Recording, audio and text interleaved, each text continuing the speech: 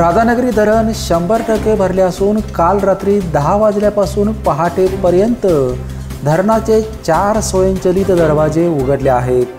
धरणातून एकूण 7,212 क्युसेस पाण्याचा विसर्ग भोगावती नदीत सुरू झाला आहे।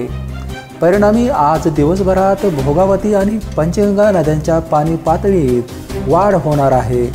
काल रात्री 10:03 धरणाचा 6व्या क्रमांकाचा स्वयंचलित दरवाजा उघडला। त्यानंतर स्वयंचलित दरवाजा क्रमांक 3, 4 आणि 5 कालांतराने उघडत गेले।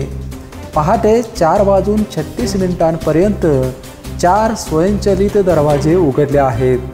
4 स्वयंचलित दरवाजामधून 5,712 आणि बीओटी पॉवर हाऊसमधून 1,500 क्युसेस असा एकूण 7,212 क्युसेस पाण्याचा विसर्ग भोगावती नदीपात्रात सुरू झाला आहे।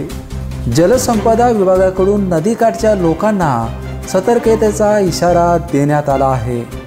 बीपीएनसाठी राधानगरीहून उत्तम पाटील।